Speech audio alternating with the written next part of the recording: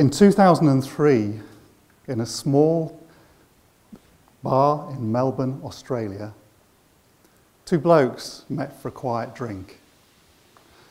After a few rounds, they decided they were going to try and bring the moustache back into fashion. So they then asked a group of mates all to grow moustaches to raise money for the fight against cancer. 15 years later, Movember are a global charity, having raised over £400 million towards significant advances in prostate cancer research. Critical to their success has been their team, now over 250 carefully selected people. Not only did they hear who Movember were and why they started, they were also asked how did their skills and experience drive their achievements, and which of Movember's values resonated most with them and why. So how did the recruits respond to this? Well, take a look at this video from Mark LaRouste. I graduated from the University of Kent in the UK with a degree in Business and European Management in Spanish. 3 days later, I joined Apple Press Group, a media and advertising agency, where I worked across 5 continents, interviewing the movers and shakers of the world, and saw my country reports published in world-renowned newspapers. I then decided to start up my own company, providing an online tailoring service for men, and so Mr. Taylor was born. As challenging as it was, I learned a hell of a lot. I eventually joined INSEAD, a leading business school managing programs and advising global leaders. But enough of the boring stuff. This helped Mark land the pivotal role of country manager with Movember. Isn't it a shame that not all recruitment is like this? In 1961, President John F. Kennedy addressed Congress, and he shared his vision with these following words. I believe that this nation should commit itself to achieving the goal before this decade is out of landing a man on the moon and returning him safely to the earth. Later the following year, the President visited the NASA Space Center, and he noticed a caretaker carrying a broom. So he interrupted his tour and went over to him and asked him what he was doing. The caretaker thought for a moment and then proudly exclaimed, "Well, Mr. President, I'm helping put a man on the moon." Regardless of what job we're doing, we're all contributing to a much larger vision that's evolving within our organisations, our businesses, and our lives. And when everyone in a team takes this attitude and sense of purpose, amazing things can be achieved. The prosperity of our communities, our country, the very fabric of our society depends upon successful organisations and businesses growing and creating new jobs and opportunities and building these kinds of teams. The bad news is that most of these organisations are saying their number one challenge is finding sufficient talent. Supply just isn't keeping up with demand. Now, this problem is most acute with high growth organisations and businesses, particularly in the digital tech sector. The UK is the digital capital of Europe, with tech jobs growing at twice the rate compared to any other sector. So what will happen there if supply continues not to keep up with demand? Well, growth will slow down, and for some it will be the difference between make or break, between expanding job opportunities or widening redundancies. So what's happening? Well, there are two main talent supplies. The first is the education system. Statistics tell us that there are over 90,000 students studying computer science in the UK. But when they graduate, they suffer the highest level of unemployment compared to any other engineering subject. The government commissioned a report into this, and it found the number one reason for this was a mismatch of specific skills requested by the employers and those offered by the graduates. So the education system has huge problems. The second supply is talent that's already in work. And for the last 2 decades, UK businesses have increasingly not been able to complete their teams with homegrown talent and had to seek highly skilled engineers from overseas. With a vote for Brexit and a government that's now determined to bring immigration under control, it remains to be seen what deal will be brokered with the EU. But in the meantime, Skilled EU nationals are leaving the country to work elsewhere. So both talent supplies have significant issues. Not only that, if we look downstream of these, we see recruitment funnels. And for the last 15 years, we've seen the rise of massive job sites holding millions of CVs and tens of thousands of job specs, reducing these down to keywords and matching them against checklists. Many recruiters just seek the latest hot fashionable skills and ignore all others. And the problem with this is that technology is moving at such a fast rate that what was new and hot a few months ago will soon be old and cold. The recruitment filters change continuously. How many here have got a pet cat? Well, we have a few, good. I've got 2. They're natural-born hunters, and they've lived alongside humans for thousands of years, largely unchanged. Now, many domestic cats will be highly entertained if you shine a light around the room. If you shine it on the floor, up the walls, you'll see them chase after it. Their speed, their agility, their reaction time is clear for all to see. But we know they'll never catch that light. Many modern-day recruiters are just like that. They're natural hunters chasing the wrong things. But this is a much wider problem than just the digital tech sector, because with the rise of artificial intelligence and robotics, the entire job landscape is transforming. What were commonplace jobs a few years ago are disappearing, and new ones are appearing all the time. No matter what sector we're working in, most of us can expect to do a job we've never done before, perhaps for the rest of our careers. And we have to be prepared for a life of continuous learning.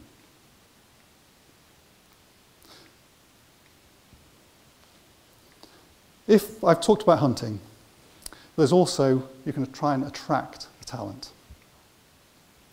The problem with that is that most organisations don't really understand how to do that either, because they'll focus on the what and not the who and the why.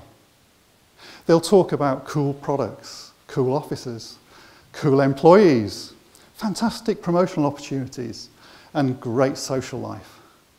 But they'll often omit the most important thing, and that's what I'm going to talk about today. Traditional recruitment is in crisis, and it must be rebooted if the UK economy is to reach its full potential. Winners of the Deloitte UK Technology Fast 50 have been amongst the fastest, most successful growing companies in the UK for the last 20 years. And part of their success has been their ability to find the right talent at the leading edges of technology. But they sought a different kind of talent and found it.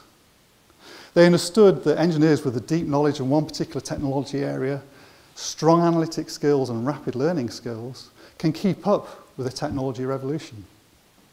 But it's not just technical skills.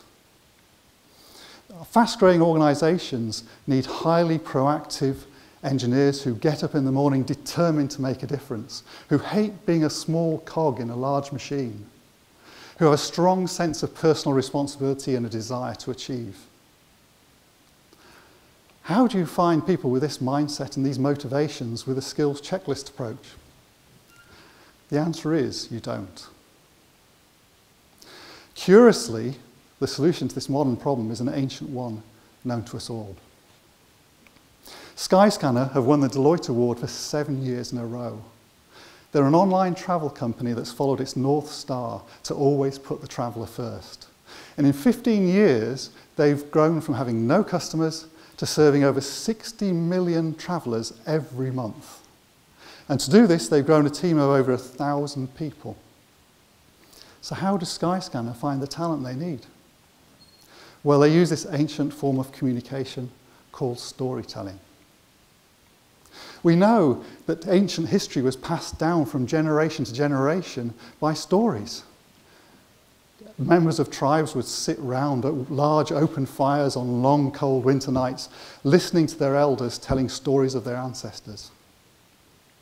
Even today, stories are everywhere, whether it's going to the movies or reading a novel, or a small child coming back from nursery telling you what they've done during the day, or an older child telling you a tall story about why their homework isn't completed. Stories are a natural part of the way we communicate. So why, in one of the most important parts of our lives, are we not telling our stories? Skyscanner have a button on their website which says, "Read our story." And those who press it and watch the accompanying video will understand who Skyscanner are and why they exist, as well as what they do. But stories are far more than just history. They can be about what an organisation is doing today to change the world, or what its plans for the future. Microsoft have a dedicated website for their stories, including the activities of their digital crimes unit, which works with law enforcement agencies across the world. One such story is how they enabled a coordinated operation to find and physically seize the servers used by cybercriminals to spread the Dorkbot malware. Elon Musk is revolutionising the car industry with a Tesla electric car range, but he still spends a significant amount of his time sharing his vision for the future, including SpaceX, which one day may enable human habitation of other planets. So leading businesses are sharing their stories of their past, their present, and their future. And they're attracting talent who are looking for far more than just a paycheck. Like the caretaker, people who want to be part of something much bigger. But still, this is only half the picture, because hiring organisations also need to ask their candidates for their stories. Now, I showed at the beginning Mark LaRue's video, and some of you might have been thinking, well, he's clearly a very talented, creative, communicative guy, and you'd be right. And you may also have been thinking that many talented people just don't have his skills, and you'd also be right. So how can they hope to tell their stories?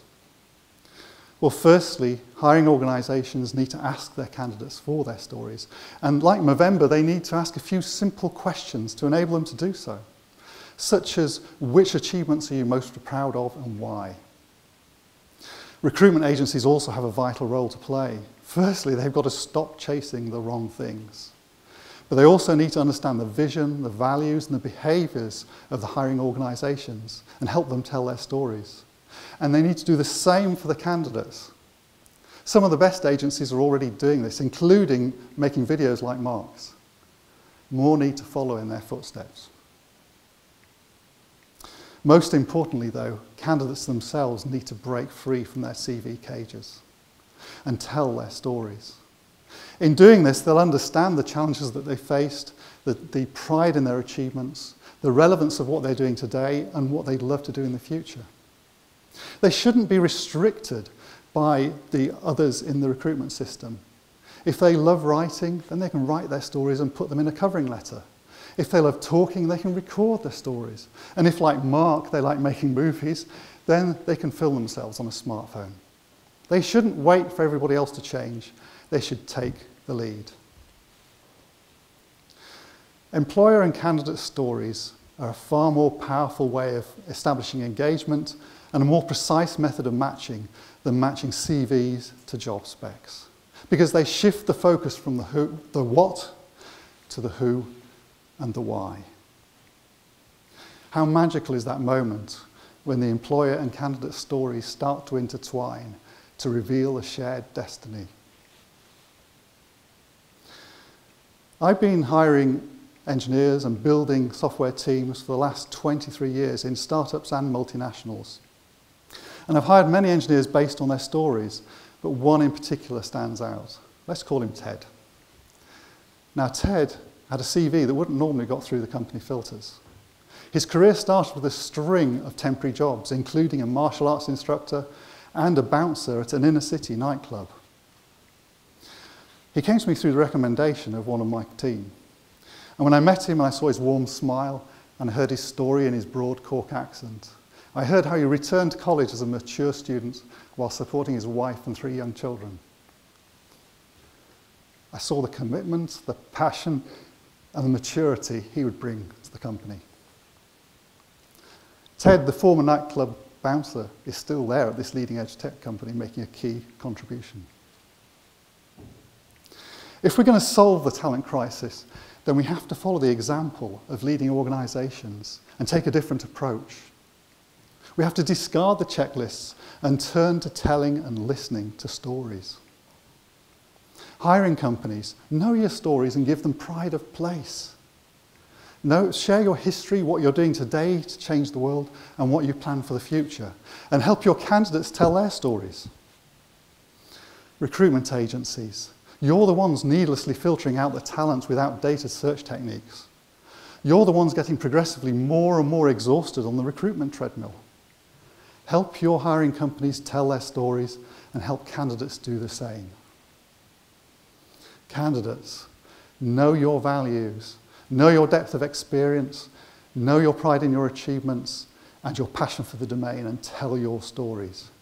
Don't wait for other people to change. Take the lead and stand out from the crowd.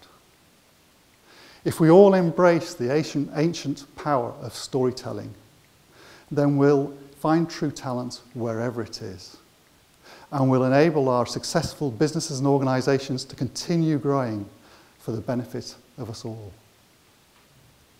Thank you.